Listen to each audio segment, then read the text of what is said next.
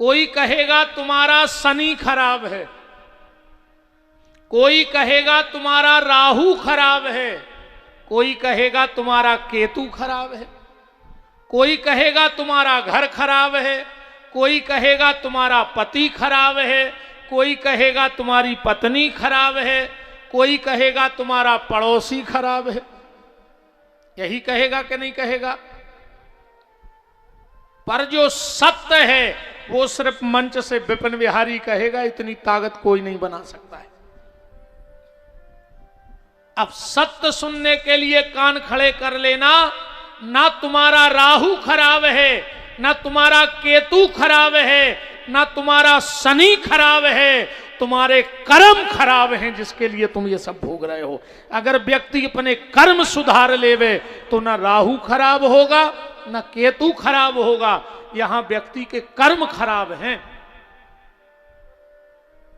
आदमी वास्तु दोष दिखवा रहा है, ग्रह दोष दिखवा रहा है, कुंडली के दोष दिखवा रहा है, पर खुद के दोष कोई नहीं देख रहा है। स्वयं के दोष देखो, ना वास्तु में दोष है, ना कुंडली में दोष है, दोष तो स्वयं तुम में बैठा है। तुम्हारे कर्म खराब हैं। और व्यक्ति अपने कर्मों को भूल जाता है। अब कभी शनि को खराब, कभी राहु को खराब, कभी केतु को खराब। एक बार ये भी तो सोचो कि हमारे कर्म कितने खराब हैं। और अगर व्यक्ति अपने कर्मों पे चलने लगे सही सही, तो ना कुछ राहु कर सकता है, ना केतु कर सकता है। और ये मैं नहीं कह रहा हूं, गोस्वामी तुलसीदास जी ने मेरी बात का समर्थन किया। गोस्वामी जी कह रहे, कौन बिगाड़, कौन बिगाड़ करे नर तेरो। तुलसीदास जी कहते दुनिया में कोई तुम्हारा बिगाड़ने वाला नहीं है। कब? जब सीतानाथ सहाय करे। देखो, कर्म अच्छे करोगे तो भगवान तुम्हारी रक्षा करेंगे, और कर्म गलत करोगे तो भगवान भी रक्षा नहीं करेंगे। इसलिए ना शनि खराब है, ना राहु खराब है, ना केतु खराब है। मुझे लगता है आज के व्यक्ति के कर्म खराब हैं, इसलिए वो भोग रहा है। बस कर्मों को सुधारो। और भगवान के घर में तुम्हारी जाति का हिसाब नहीं होना है कि तुम कौन सी जात में भाई, बहुत ऊंची जात में भाई अकौठाड़े बोकरा पटाए हुए तो, कच्चे मुर्गा चीथे हुए तो। भगवान के घर में तुम्हारी जाति का हिसाब नहीं होना है, भगवान के घर में तुम्हारे कर्मों का हिसाब होना है कि तुम किस जाति में गए और तुमने कौन सा कर्म किया। क्योंकि जाति तो सब भगवान की बनाई है। भगवान स्वयं माता सबरी से कहते हैं कि जात पात कुल धर्म बड़ाई, हम इनके बंधन में नहीं हैं। और एक बहुत कड़वी बात आप लोग सुन नहीं पाओगे, मेरी नजर में कोई भी जाति नीच नहीं है, कोई भी जाति नीच नहीं है। पर हर जात में दो चार नीच जरूर होते हैं। ऐसी कोनो जात नहीं है जिसमें दो चार नीच न होए, और उन दो चार नीचों ने सत्यानाश कर दी। कोई भी जाति नीच नहीं है, पर हर जात में दो चार नीच जरूर हैं। और उन्होंने सब सीताराम कर दी। बोलो विश्वनाथ बाबा की। तो चूहा भी कपड़ा काटता है और दर्जी भी कपड़ा काटता है। चूहा कपड़ा काटता है तो कपड़े का बंटा झाड़ कर देता है, और दर्जी कपड़ा काटता है तो उसका उद्धार कर देता है। निवेदन यह है कि अपने जीवन को तमाशा मत बनाओ, अपने जीवन को तीर्थ बनाओ। तुम्हारा स्वयं का जीवन तीर्थ होना चाहिए। तुम जहां बैठ जाओ वहां तीर्थ बन जाए, तब तो तुम्हारा जीवन है, वरना हमारे और जानवर के जीवन में कोई अंतर नहीं। 6 चीजें तो बराबरी से मिली हैं हमें और जानवर को। आहार निद्रा भय संतुतित्वम सामान में तत् पशुभिर नराणाम ज्ञानम ही तेसम अधिकम विशिष्टम। हमें भूख लगती है तो जानवर को भी भूख लगती है, हमें नींद आती है तो जानवरों को भी नींद आती है, हमें प्राणों का भय है तो जानवरों को भी प्राणों का भय है, हम संतान पैदा करना जानते हैं तो जानवर भी ये काम बहुत अच्छे से कर लेते हैं। पर सिर्फ ज्ञानम ही तेसम अधिकम विशिष्टम, एक ज्ञान ऐसा है जो भगवान ने इंसान को दिया है। पर आज तो इंसान भी फेल है,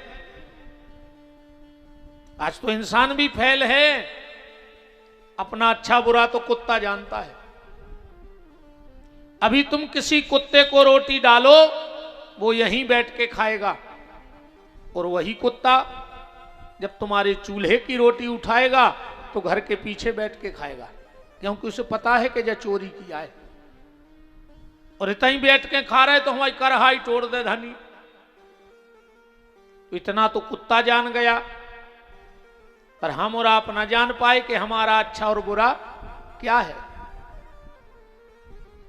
इस जीवन को तीर्थ बनाओ, इस जीवन को तमाशा मत बनाओ, क्योंकि ये मानव जीवन भगवान के द्वारा दिया हुआ एक उपहार है।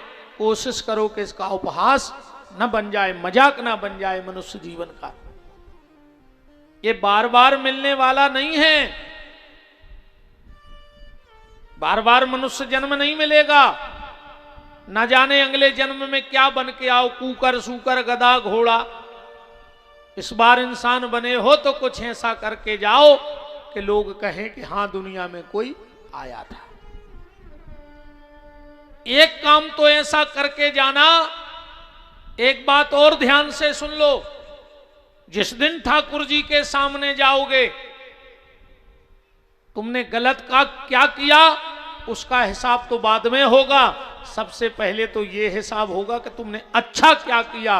और जब तुम कहोगे मैंने कुछ अच्छा नहीं किया, तो बिना जांचे ही पेपर पे लाइन खिंच जाएगी कि फेंक दो इसको, इसने कुछ अच्छा नहीं किया था। इसलिए कुछ अच्छाई जीवन में जरूर लाओ। अगर मनुष्य जन्म मिला है तो कल हम लोग चर्चा में सुन रहे थे, बहुत ध्यान से अब कथा को सुनना। भगवान विष्णु की नाभि से ब्रह्मा जी प्रकट हुए। ब्रह्मा जी का एक सिर निस्तेज हो गया। काल भैरव के जन्म की कथा अपने कल के चरित्र में सुनी। इसके बाद 5 मंत्र ओम की व्याख्या। भगवान शिव के गले में नाग कैसे आया, कौन से शिवलिंग की पूजा करने से क्या फल मिलता है, कल मैंने आपको ये सारी चर्चाएं कथा के माध्यम से कही। ब्रह्मा जी कह रहे हैं नारद, आकृत्वा पार्थवे लिंगो ज्ञान देव प्रपूजिता वृथा भासंति सा पूजा। नारद, व्यक्ति बिना भगवान शंकर की पूजा के कोई भी किसी भी देवता की पूजा कर ले, वो कितना भी दान कर ले, पर अगर भगवान शिव की पूजा नहीं कर रहा है तो उसे किसी भी देवता की पूजा का फल नहीं मिलेगा और न उसे दान का फल मिलेगा। इसलिए शिव की पूजा सबको करनी चाहिए। कई एक मूर्ख टाइप के लोग, आजकल ये सोशल मीडिया का समय है, लोग कुछ भी लिख के डाल देते हैं और वो जल्दी वायरल भी, ऐसी बातें वायरल भी जल्दी होती हैं। किसी ने लिख के डाल दिया कि माताओं को शिवलिंग की पूजा नहीं करनी चाहिए। अब कई माताओं के फोन आते हैं कि गुरुजी शिव जी की पूजा करनी चाहिए कि नहीं करनी चाहिए। शिव महापुराण के रुद्र संहिता में आया है कि शिव जी की पूजा कोई भी कर सकता है। ब्राजो शुक्ला जी ब्राज। हमारे सभी शियर मऊसे भगत पधारे हैं, बहुत बहुत मान है। ब्राजो वृंदावन बिहारी लाल की ब्राज। तो शिव पुराण के रुद्र संहिता में आया है कि भगवान शंकर की पूजा स्त्री या पुरुष कोई भी कर सकता है। इसलिए इन अफवाहों पे ध्यान मत दिया करो। सोशल मीडिया की हर बात सही नहीं होती, क्योंकि सबके हाथ में मोबाइल है। कोई भी बिना पढ़े लिखे, बिना शास्त्र को जाने कुछ भी उठा पटक करके बोल के डाल देता है। इसलिए भगवान शिव की पूजा कोई भी कर सकता है। ब्रह्मा जी कह रहे हैं शिव की पूजा के बारे में कि कौन से दिन भगवान शंकर की पूजा करने से कौन सा फल मिलता है। जो रविवार के दिन भगवान शंकर की पूजा करता है, अभिषेक करता है, उसको निरोगिता मिलती है, उसको बड़े रोग नहीं होते हैं भगवान शिव की कृपा से। रविवार को शिव अभिषेक करने वाले को शरीर से निरोगता प्राप्त होती है।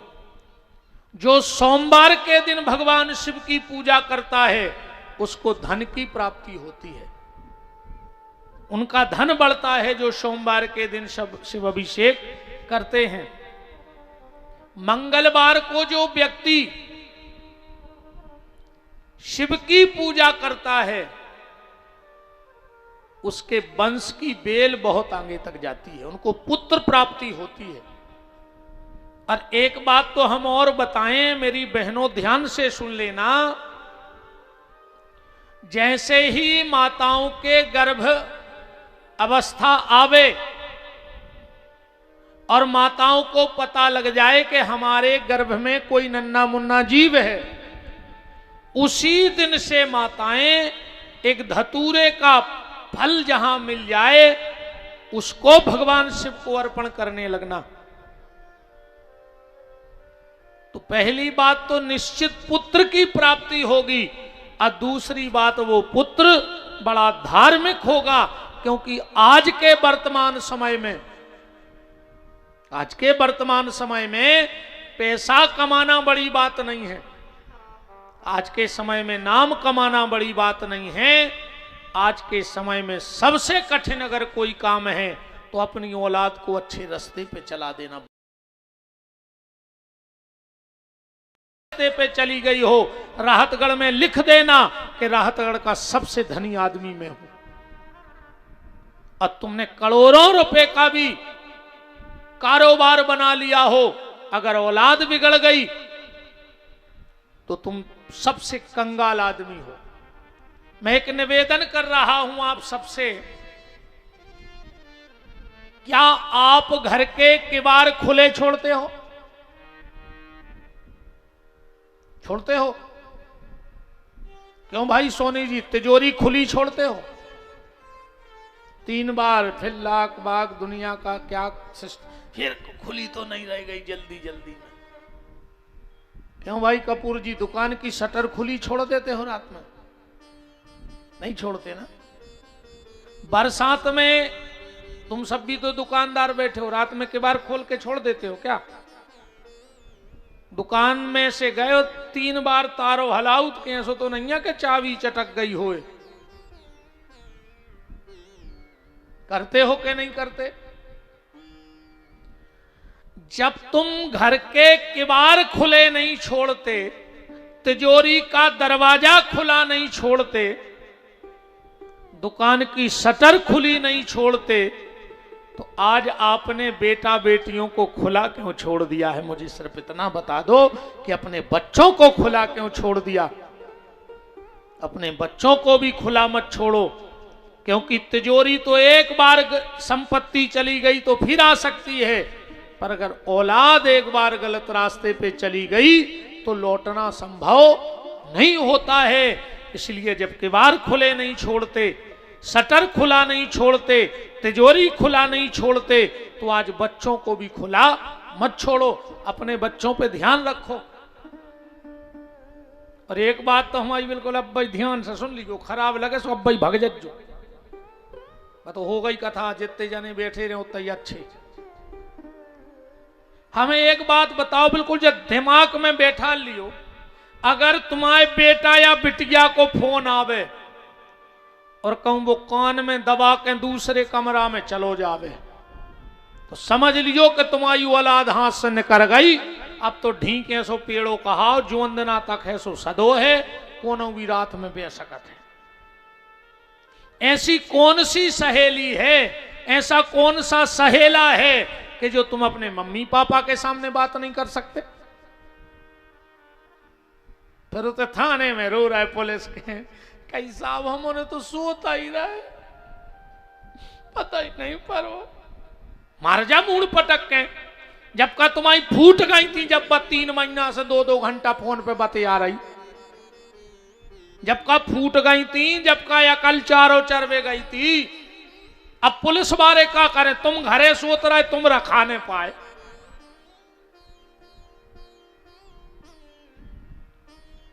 अपने बेटा या बेटी, विशेषकर मेरा निवेदन है, बच्चों के मोबाइल में लॉक नहीं होना चाहिए। अगर मोबाइल में लॉक पड़ा है तो कुछ ना कुछ गड़बड़ है। अपने बच्चों के फोन चेक जरूर करो।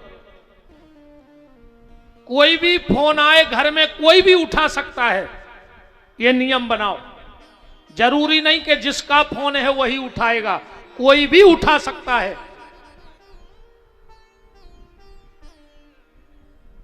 आजकल बताओ, राधा के देश में, मीरा के देश में, अवंतिका बाई के देश में, झांसी की रानी के देश में आज मोनी मोड़ा रीलों में लगे हैं, अच्छे घर के नच रहे और मोबाइलों में। तुम्हारो की करे फूट गई, तुम्हारा नहीं दिखाए, तुम्हारा भी तो मोबाइल चला थुयो, तुम्हें नहीं है सर में? अरे बेटा, तुम्हें नाम कमाना है तो पढ़ाई में नाम कमाओ। नाम कमाना है तो वो दिन अपने बाप के जीवन में लाओ जब इस राहतगढ़ की पेपर में सबसे ऊपर तुम्हारा नाम आवे कि एक राहतगढ़ की बेटी ने पूरे प्रदेश में आज टॉप किया है फला क्लास में। ऐसा नाम कमा के बताओ। नहीं बज रही है मैं थप्पड़ी, कमैयों को यहां फूटी।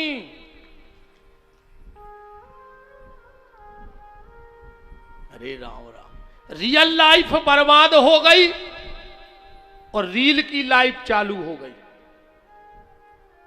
इसलिए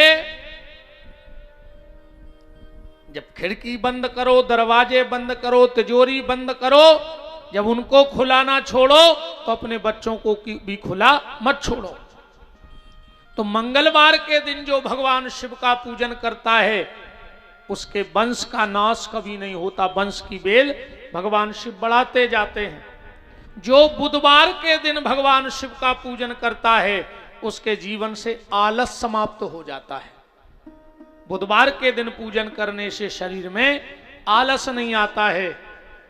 गुरुवार के दिन जो भगवान शिव की आराधना करता है, गुरुवार के दिन जो शिव की आराधना करता है उसका जग में नाम जरूर होता है। जो शुक्रवार के दिन भगवान शंकर की पूजा करता है उसके परिवार में प्रेम बढ़ता है, उसके परिवार में कलह नहीं होता। अगर तुम्हारे परिवार में बहुत कलह है तो शुक्रवार के शुक्रवार घर में भोलेनाथ का अभिषेक करवाने लगो या खुद करने लगो।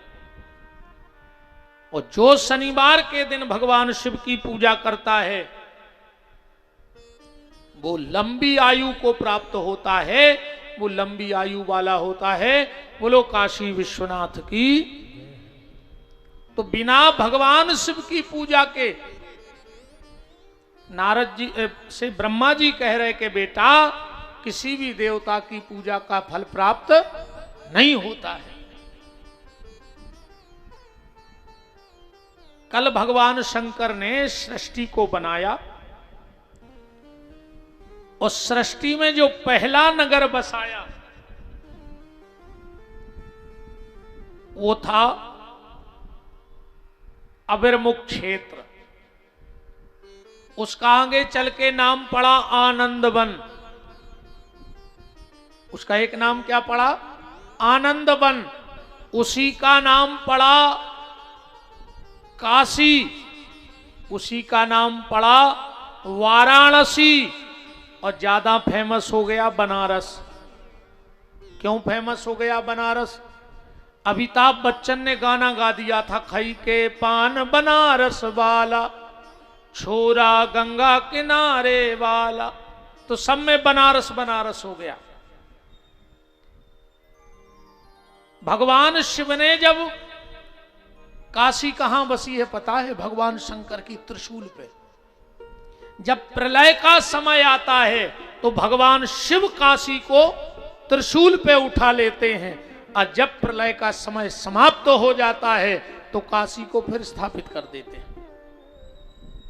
काशी का बड़ा महत्व है। काशी मरत जंतु अब लोकी।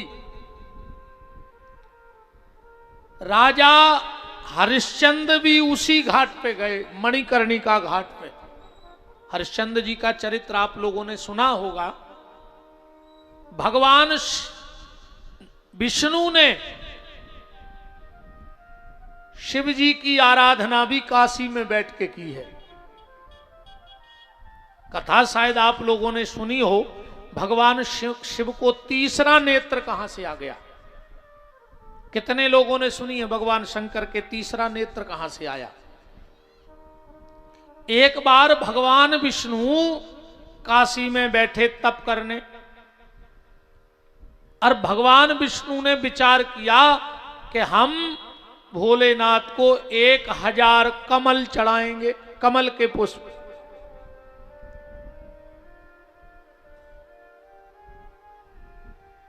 भगवान विष्णु बैठ गए पूजा में, और जो पूजा में बैठे, भगवान शंकर ने विचार किया जरा देखें तो इनका तप तपस्या कितनी है। तो भगवान शंकर ने एक कमल का फूल उसमें से उठा लिया। कितने बचे? 999। अब एक एक नाम लेते जाते और एक एक कमल का पुष्प भगवान विश्वनाथ की पिंडी पे चढ़ाते जाते। गिनते गिनते जब 999 कमल के पुष्प बचे, अब भगवान विष्णु उठ भी नहीं पा रहे हैं। क्यों? मैंने कल या परसों एक बात बताई थी कि हवन करते में बीच में बोलना नहीं चाहिए, और हवन करते में बोलो तो फिर आचमन करके हवन करना चाहिए। ऐसे ही पूजा करते वक्त उठना नहीं चाहिए। कई बार हमने देखा आदमी पूजा को बैठो, महाराज जी हाथ में चावल है, बोले महाराज तन्ना रुक गयो, अब यार तन्ना बाहर तक सौदा दे एक ग्राहक आ गओ। ऐसे पूजा नहीं होनी चाहिए। बहुत अगर जरूरत पड़ जाए, बहुत जरूरत पड़ जाए तो फिर आसन के यहां जल छोड़कर नेत्रों से लगा के उठें और उठ के फिर आचमन करके पूजा करें। अब कई बार जे बहन जी हरे वही ठंड में ऐसो करत हैं, भगवान के उतारे कपड़ा टाठी में धर दे। जोनो कोनो मोहल्ला की आ गई कही आओ जिज्जी तना चाय बना दे। अब भगवान टाठी में धरे, अब मंदिर में ठोठर रहे। चाय पी फिर गई सो तनक सो जल चढ़ाया जो फिर आ गओ कोनो सो फिर बाहर इन करे आई। तनक देर में टाइम मिलो सो जल्दी जल्दी भगवान को चंदन लगाओ और फिर भग आई। कहो 3 घंटा में भगवान सिंहासन में लौटे। पूजा जितनी भी करो, जितनी देर भी करो, एक आसन पे बैठ के करो। भगवान नारायण ने विचार किया कि अब क्या करें, उठ सकते नहीं, उठेंगे तो हमारी पूरी पूजा खंडित हो जाएगी। आंखों में आंसू आ गए, और जब आंखों में आंसू आए तो विचार किया भगवान नारायण ने कि हे भोलेनाथ, ये पुष्प तो कमल कहलाता ही है, पुष्प तो कमल कहलाता है, पर भगवान के नैन कमल भी हैं, भगवान की आंखों को भी कमल कहा जाता है ना? कहते हैं कि नहीं कहते? श्री रामचंद्र कृपाल भज मन, हरण भव भय दारुणम, नव कंज लोचन कंज मुख कर, कंज पद कंजारुणम। भगवान का एक एक अंग कमल है, और भगवान के मुख कमल में दो दो नैन कमल भी हैं। तो नारायण ने अपनी एक आंख निकाल करके शिव पिंडी पे चढ़ा दी। अपनी नजर, अपने नैन कमल एक कहां चढ़ा दिए? शिव जी को। शिव जी प्रसन्न हो गए। और एक बात और ध्यान से सुनना, भगवान किसी भी दुकान पे किताब मिल जाएगी, भगवान शंकर के 1000 नाम हैं। वो काशी में बैठ करके नारायण ने बनाए।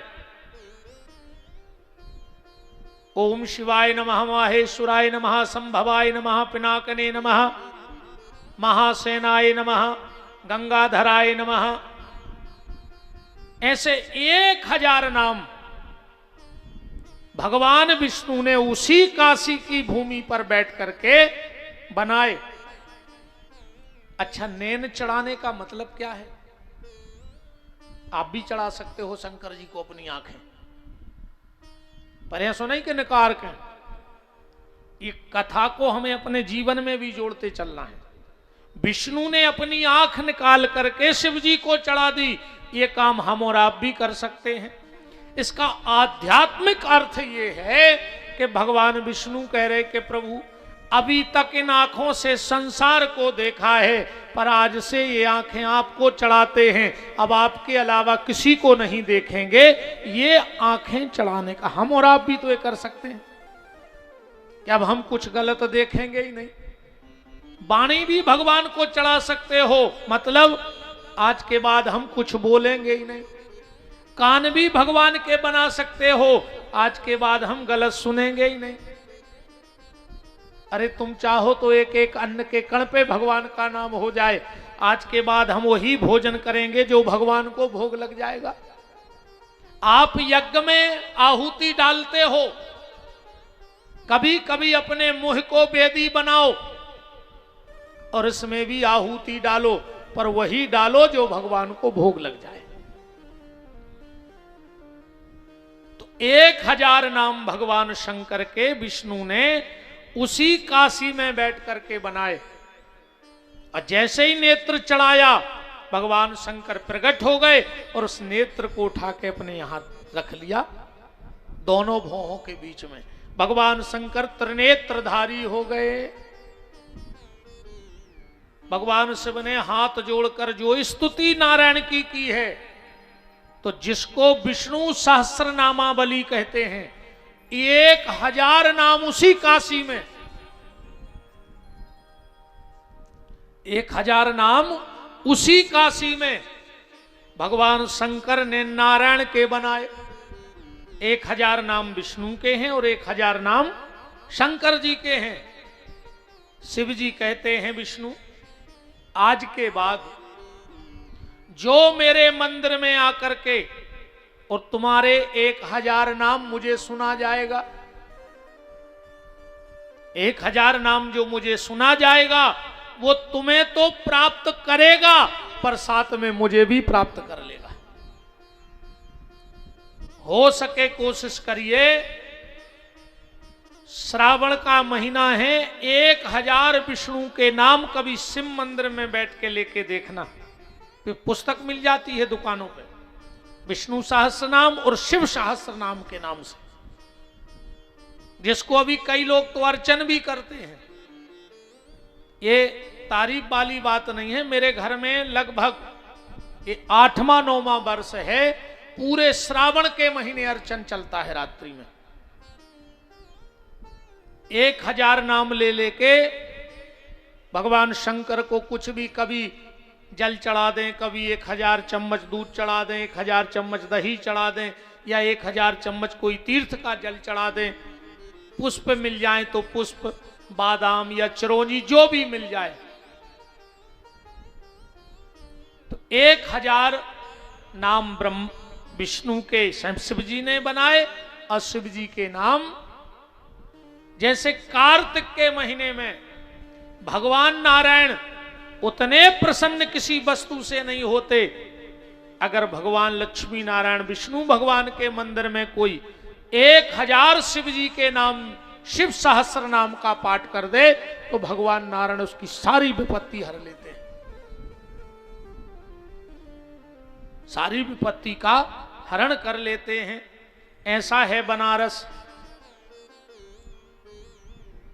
काशी से सिर्फ एक चीज का ध्यान रखना, कभी वाराणसी जाओ तो वहां से कभी गंगा जल भर मत लाना।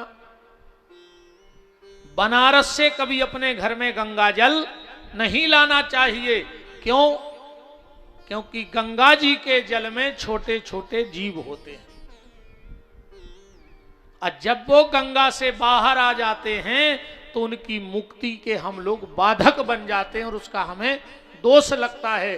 क्योंकि रामायण में जिन्होंने पढ़ी होगी लिखा है, काशी मरत जंतु अवलोकी। काशी में कोई जीव जंतु भी प्राण त्याग दे तो भगवत धाम को चला जाता है, उसको भगवत प्राप्ति होती है। इसलिए काशी से कभी हमें जल नहीं लाना चाहिए। काशी का बड़ा महत्व है। एक भगत हुए सदन, कसाई, मांस का व्यापार करता था सदन। ध्यान से सुनना, मांस बेचता था। सदन के जो बब्बा थे उनको कोई गंडकी नदी के सिद्ध सालक राम जी दे गया था। तो जब तक बब्बा रहे तो बब्बा ने खूब पूजा करी। बब्बा मर गए, पिताजी ने तखरिया को धरो बना लो। अपन नहीं रख ली बटग्या टग्या बांट के बगल में, वो धरो ही कही जा का कह धरो बना लो। अब बोई, कांटो, तखरिया, तराजू सदन को मिल गई।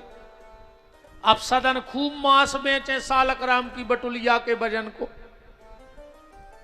एक दिन वहां से कोई सिद्ध संत निकले और एक नजर में पहचान गए कि ये तो सिद्ध गंडकी नदी के सालक राम प्रभु हैं। दौड़ करके सदन के पास गए, बोले भैया हमसे कछु पैसा ले लो, पर जे हमें दे दो। अरे सदन बोलो महाराज पत्थर आया, तुम ले जा हम दूसरों बना ले। अब हूं का पता के गंडकी नदी के सालक राम प्रभु जी हैं। महात्मा ने लिए जंगल में गए, दूध दही घी शहद से स्नान कराए, पंचगव्य से पंचामृत से खूब आरती उतारी, चंदन लगाओ, इत्र लगाओ, भोग लगाओ, और एक डब्बी में रख के सो गए। रात में महात्मा की नींद खुली। महात्मा को लगा जैसे आश्रम में कोई रो रहा है। महात्मा ने सोचा 10-20 किलोमीटर तक कोई आश्रम घर नहीं है, यहां रो कौन रहा है। क्या देखा महात्मा ने कि सालक राम जी डब्बा में बैठे बैठे रो रहे। सदन गए, बोले क्यों प्रभु रो रहे। भगवान बोले महात्मा हमें अपने सदन के करे आओ, हमें बहुत खराब लग रहा हो, हम नहीं रहे पे वो के बिना। महात्मा बोले हद कर दी प्रभु तुमने, हम तुम्हें दूध दही से सपरा रहे, भोग लगा रहे और वो तुम्हें तोल तोल के मांस बेच रहा हो तो वो खुर हो रहा है। भगवान बोले महात्मा जी तो अपनी अपनी सोच है, तुम्हें लगत के वो तखरगिया पे मांस तोल रहा हो, हमें जो लगत के वो दिन भर हमें झूला झूला रहा हो, वो दूसरों काम ही नहीं है। भगवान को रे भरोसा नहीं है कौन पे रीझ जाए, कोई ठिकानो नहीं है मालक को कि कौन पे कौन गुण पे रीझ जाए। न जाने कौन से गुण पर दया निधि रीझ जाते हैं, न जाने कौन से गुण पर दया निधि रीझ जाते हैं, न जाने कौन से गुण पर दया निधि रीझ जाते हैं, न जाने कौन से गुण पर दया निधि रीझ जाते हैं।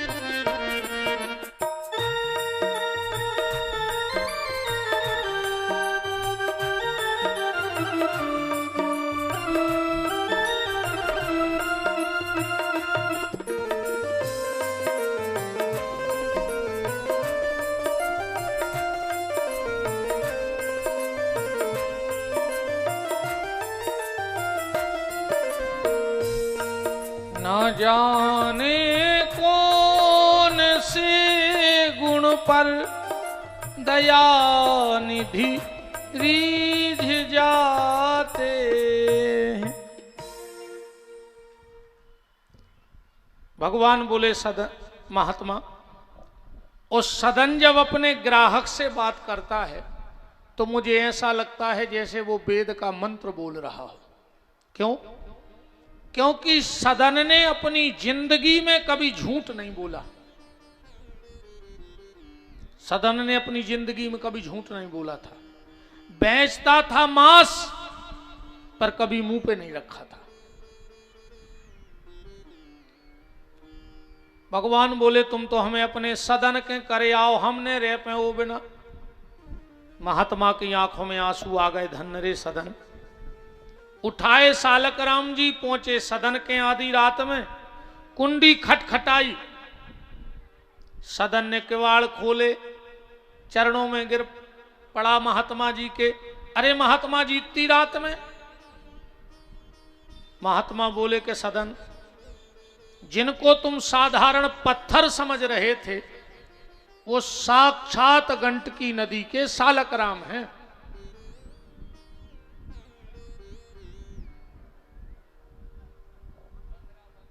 कहां?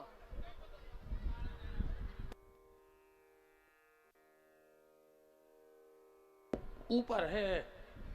अरे तो बनो रहने दे।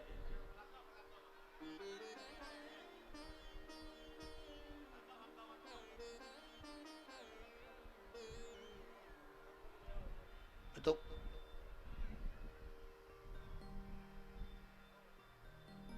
मैंने कहीं कुछ ने कहा होगा, अब वो न करे या नहीं पार और फंसेगा वो गलिया नहीं मैं पन बेसरे।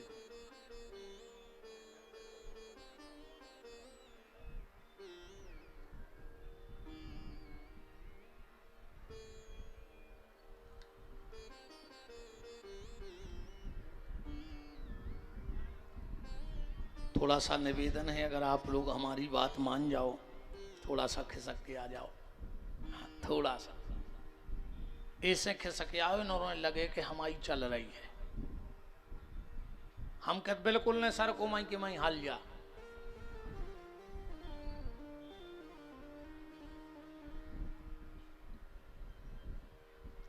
अच्छे लोग हैं, मान गए हमारी बात।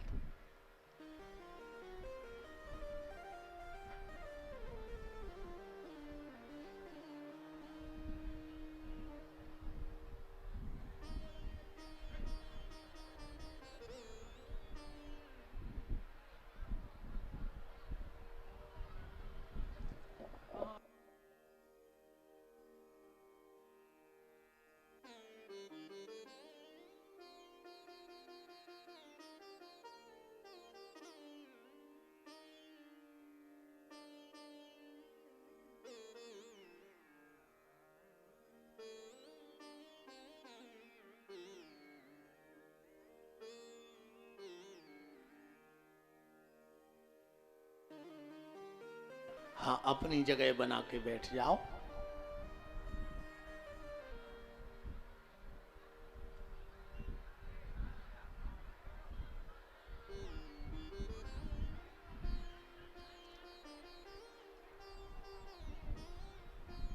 श्री सीताराम जी महाराज की जय हो।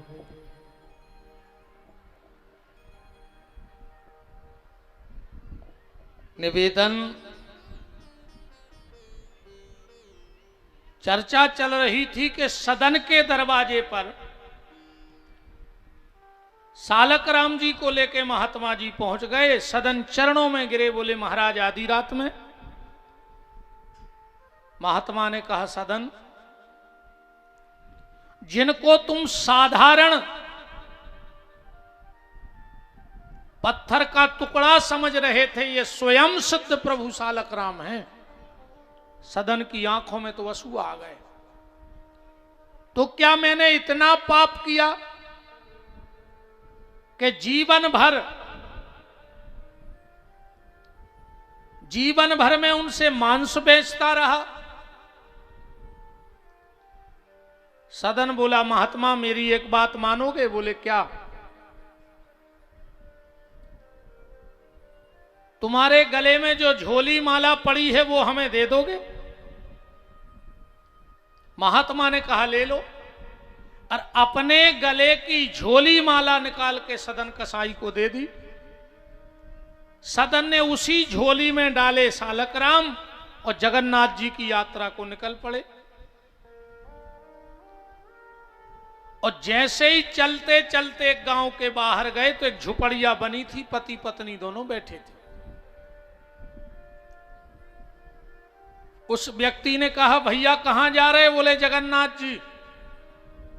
बोले यहां से 20 किलोमीटर भयंकर जंगल है, रात्रि हो गई है, तुम रात में यहीं विश्राम करो, सुबह कोई और जाएगा तो उसके साथ चले जाना।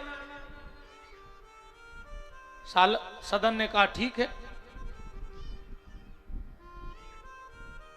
पति ने पत्नी से कहा, सुनो ये हमारा अतिथि है और कमरा है एक, तो आज हम दोनों बाहर सोएंगे और ये हमारा अतिथि भीतर सोएगा। अब सदन की आंखों में कहां नींद है? जिसको प्रभु से मिलने की ललक लगी हो से नींद आएगी? सदन बैठे बैठे भगवान का ध्यान कर रहे थे। अर्धरात्रि में ये नारी भीतर गई। सदन ने देखा तो कहा, बहन तुम?